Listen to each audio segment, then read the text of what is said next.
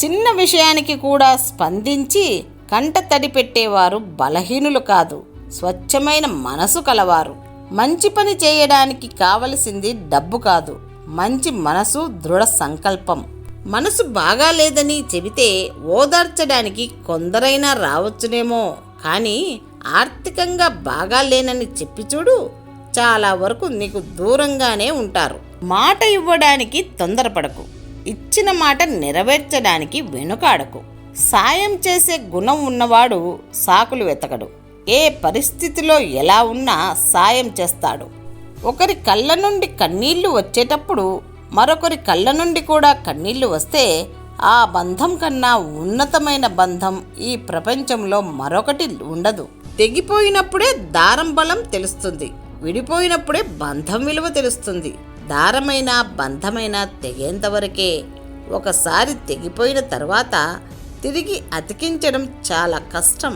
అబద్ధాలతో బ్రతకడం ఆ క్షణానికి బాగుంటుందేమో, కానీ ఏదో ఒక రోజు నవ్వుల పాలు చేస్తుంది. నిజం వల్ల ఆ క్షణానికి బాధపడినా జీవితాంతం తలెత్తుకొని బ్రతికేలా చేస్తుంది. అవసరం ఉన్నప్పుడే పలకరిస్తున్నారని ఎవరి గురించి బాధపడకు.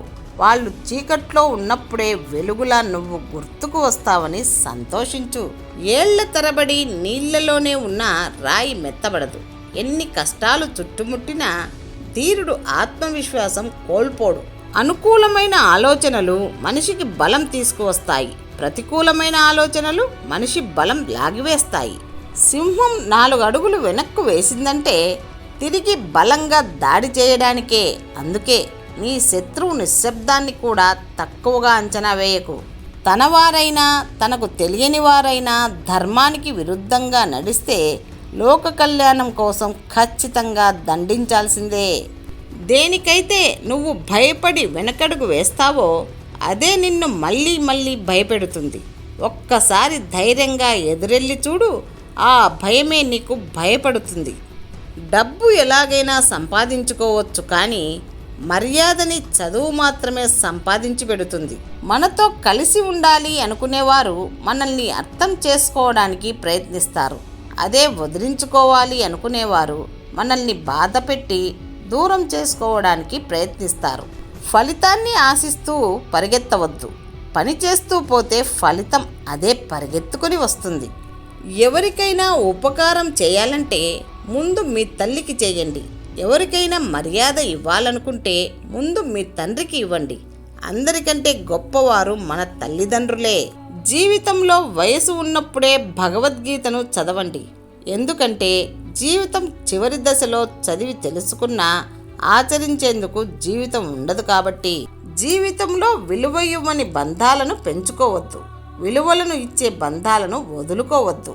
బంధంగా పుట్టకపోయినా అనుబంధంగా రూపుదిద్దుకొని కలిసిన సమయం నుండి కడదాకా నీడనిచ్చేదే స్నేహం. మనసు నిండా కొళ్ళు పెట్టుకొని మంచిగా పైకి మాటలతో నటించడం కొందరికి బాగా అలవాటైంది ఈ రోజుల్లో. నిన్ను తిట్టేవారందరూ నీ శత్రువులు కాదు, నిన్ను మెచ్చుకున్న వారందరూ నీ మిత్రులు కాదు.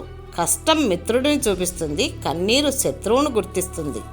ఆవేశంలో ఉన్నప్పుడు 1కి 2 సార్లు ఆలోచించిన తర్వాతే మాట్లాడండి. కోపం, గర్వం ఎప్పుడూ పనికిరావు. అర్థమైందనుకుంటా. డబ్బు మనిషికి బలాన్ని, ధైర్యాన్ని ఇస్తుంది. మనం ఎంత సంపాదించినా సంతృప్తి మాత్రం ఇవ్వలేదు. జీవితం ఏ ఒక్కటి మనకు నేర్పదు.